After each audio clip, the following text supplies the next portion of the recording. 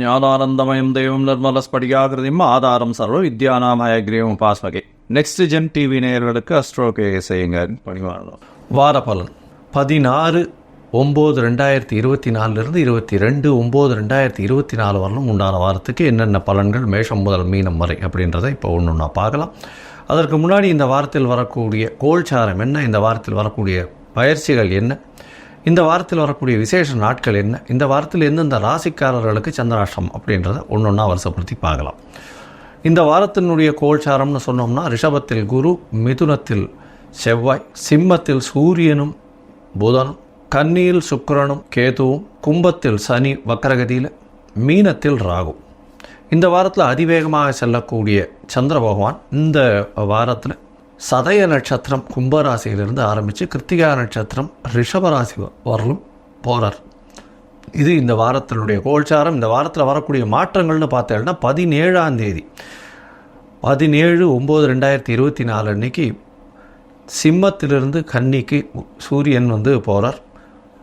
சௌரமான மாதம், அதாவது மாதம் பிறக்கிறது புரட்டாசி மாதம், கன்னியா மாதம் பிறக்கிறது. அதை தவிர பார்த்தேனால் 19ஆம் தேதி 3ஆம் தேதி புரட்டாசி மாதம் 19/9/2024 அன்னைக்கு புதன் கன்னி ராசிக்கும், அதாவது மூல திரிகோண ஆட்சி உச்ச வீட்டை பெறார் புதன்.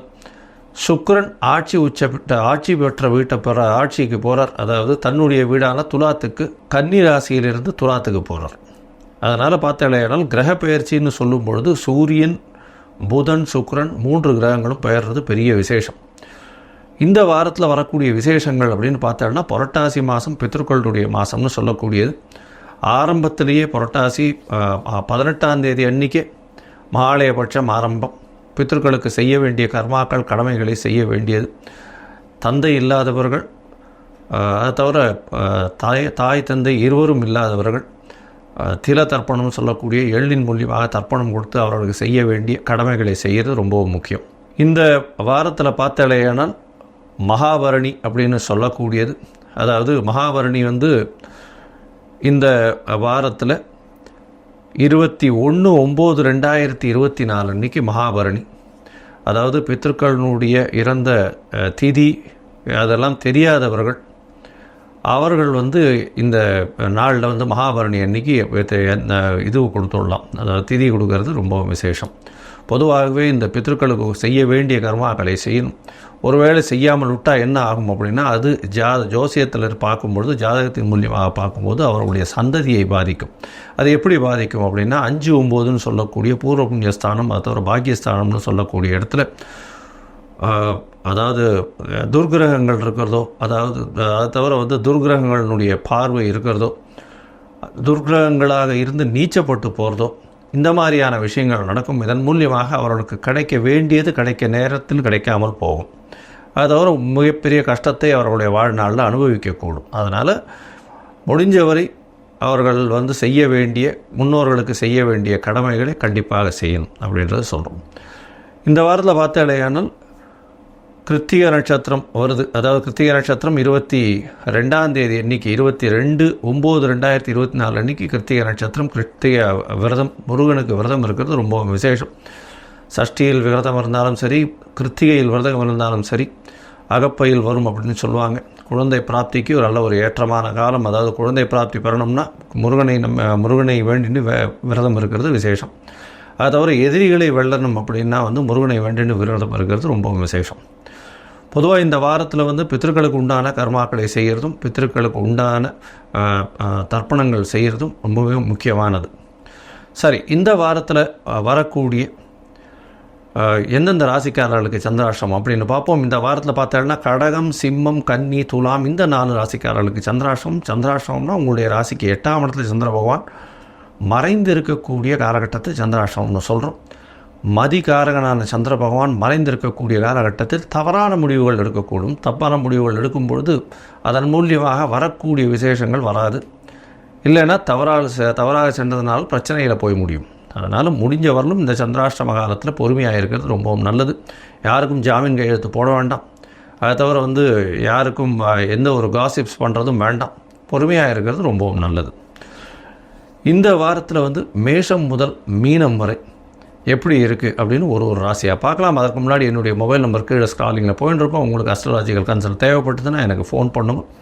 உங்களுடைய date, time, place of birth, உங்களுடைய நேம், பேரண்ட்ஸ் நேம் கொடுத்தீங்களே ஏனால் என்னுடைய கட்டணம் என்னென்னு சொல்கிறேன். அது போட்டதுக்கப்புறம் உங்களுடைய ஜாதகத்தை போட்டு அந்த ஜாதகத்தில் சந்தி இருக்கான்னு பார்த்து, அதாவது சந்தின்றது வந்து நட்சத்திர பாத சந்தி, நட்சத்திர சந்தி, பாத சந்தி, அதை தவிர லக்ன சந்தி, லக்ன பாத சந்திகள், எந்த சந்திகள் இருந்ததுனாலும் அந்த சந்தியை விட்டு முதல்ல உங்களுடைய ஜாதகத்தை போட்டு அதை எடுத்து கரெக்டாக இது பண்ணி உங்களுடைய தசாபுக்தி அந்தரம் சூக்ஷ்மம்லாம் எப்படி இருக்குன்றதை பார்த்து இன்றைய கால கோச்சார பிரகாரம் உங்களுக்கு வந்து ஏற்றமான காலகட்டம் எப்பொழுது, இல்லை இந்த காலகட்டத்தில் பிரச்சனைகளை எப்படி எதிர்கொள்ளலாம் அப்படின்ற எளிய பரிகாரத்தின் மூலியமாக இந்த உங்களுக்கு சொல்கிறேன். இப்போது மேஷம் முதல் மீனம் வரை 16/9/2024 22/9/2024 வரை உண்டான வாரத்திற்கு என்னன்னு பார்க்கலாம். ரிஷபம், கிருத்திகை, ரோகிணி, மிருகசீரிஷம் இந்த 3 நட்சத்திரம் 9 பாதங்களை கொண்ட ராசி. ராசியின் அதிபதினு சொல்லக்கூடிய சுக்கிர பகவான். இந்த வாரத்தில் ஒரு பெரிய சிறப்பு என்னன்னா, இவ்வளவு நாளாக சுக்கிர பகவான் உங்களுடைய ராசிக்கு 5ஆம் இடத்துல நீச்சப்பட்டு போயிருந்தார். 6ஆம் அதிபதி 6க்கு 12ன்னு சொல்கிறதும், ராசியின் அதிபதி 5ஆம் இடத்தில் நீச்சப்பட்டு போயிருக்கிறது வந்து அந்த அளவு விசேஷமும் இல்லை. கொஞ்சம் வந்து மனசில் கிளேசம் இருக்கும், பயம் கொஞ்சம் அதிகமாக இருக்கும். ஏன்னா 8ஆம் அதிபதியான குரு என்னதான் குருவாக இருந்தாலும் அவர் 8ஆம் அதிபதி. அவர் உங்களுடைய ராசியிலே உட்காந்துருக்கிறதுனால ஏதாவது தவறு நடந்துருமோ, நம்மளுக்கு பிரச்சனைகள் வருமோ அப்படின்ற ஒரு மனசு கஷ்டங்கள், மனசில் ஒரு பிரச்சனைகள் இருந்து கொண்டே இருக்கும். இந்த வாரம் உங்களுக்கு பெரிய ஏற்றத்தை கொடுக்க போகிறது. எல்லா விதமான விஷயங்கள்லையும் வெற்றி பெறக்கூடிய வாய்ப்புகள் வருது. ஏன்னா ராசிநாதன் 6ஆம் இடத்தில் ஆட்சி பெற்று போகிறார். எந்த ஒரு எதிரிகளாக இருந்தாலும் நீங்கள் சொல்லக்கூடியதை வெற்றிகரமாக செய்து முடிக்கக்கூடிய காலகட்டமாகவே இருக்குது. இதை தவிர பார்த்தாலும் உங்களுடைய ராசிக்கு 2-5 அதிபதினு சொல்லக்கூடியவர் புத பகவான், அவர் 5ஆம் இடத்துல ஆட்சி பெற்று மூலத்திரிகோணம் பெற்று இருக்கக்கூடிய காலகட்டமாக இந்த வாரம் அமையிறது பெரிய விசேஷம். இந்த வாரத்தில் உங்களுடைய ராசிக்கு 12ஆம் அதிபதி 2ஆம் இடத்துல இருக்கிறதுனால சிறு சிறு செலவுகள் குடும்பத்துக்குன்னு செய்யக்கூடிய வாய்ப்புகள் உண்டு. பேச்சில் ரொம்ப கவனமாக இருக்கிறது நல்லது. உங்களுடைய ராசிக்கு 4ஆம் அதிபதியும் 5ஆம் இடத்துலேருந்து கேதுவோட சம்பந்தம், புதன் இன்னும் கேதுவோட சம்பந்தத்தில் இருக்கிற படிக்கக்கூடிய மாணவர்களுக்கெல்லாம் நல்ல ஒரு ஏற்றம். உங்களுக்கு புதிய பதவி, புகழ், அந்தஸ்து, கௌரவங்களாக வரக்கூடிய காலகட்டம் இந்த வாரம் அமைய போகிறது. இந்த வாரத்தில் பார்த்தாலேயானால் உங்களுடைய ராசிக்கு 10ஆம் இடத்துல சனி பகவான் வக்கரகதியில் இருக்கிறது பெரிய ஏற்றம். ஏன்னா வக்கரகதியிலேருந்து கொஞ்சம் கொஞ்சமாக நிவர்த்தி ஆக போகிறார்.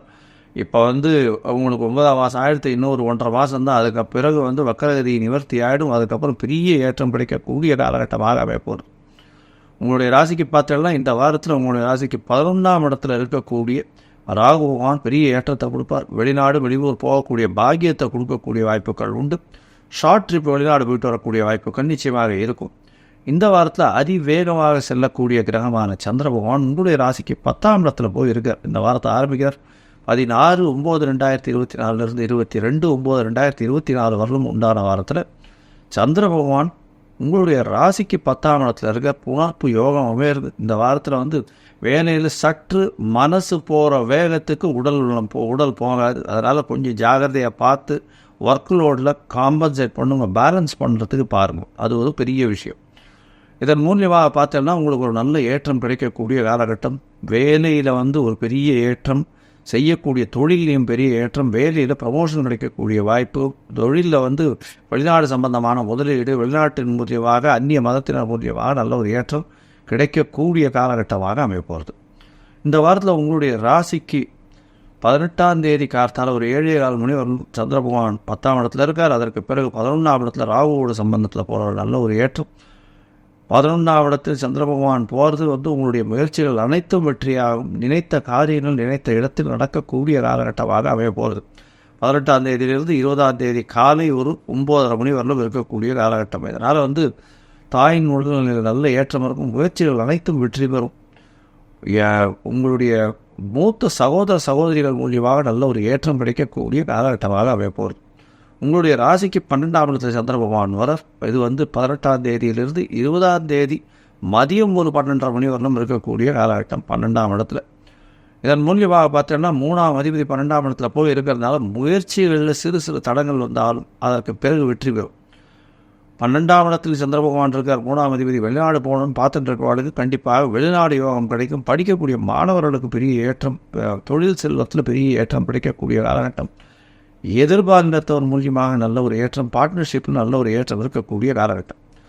உங்களுடைய ராசியிலேயே சந்திர பகவான் வர, அதாவது 22ஆம் தேதியிலிருந்து 24ஆம் தேதி மாலை ஒரு 4-4:30 மணி வரலும் இருக்கார். இந்த காலகட்டத்தில் குரு சந்திர யோகம் அமையிறது, அதாவது கஜகேசரி யோகம்னு சொல்லுவோம், அது அமையிறது. இது ஒரு பெரிய ஏற்றத்தை கொடுக்கக்கூடிய காலகட்டம். நினைத்த காரியங்கள் எல்லாம் நடக்கக்கூடிய காலகட்டம். என்ன இப்படி சொல்கிறீங்க அப்படின்னா, 3ஆம் அதிபதியும் 8ஆம் அதிபதியும் 2 மறைவு ஸ்தான அதிபதிகள் உங்களுடைய ராசியிலே சேர்ந்திருக்கிறதுனால எந்த காரியத்தை நீங்கள் நினைத்தாலும் அதில் வெற்றிகரமாக அடையக்கூடிய வாய்ப்புகள் நிச்சயமாக உண்டு.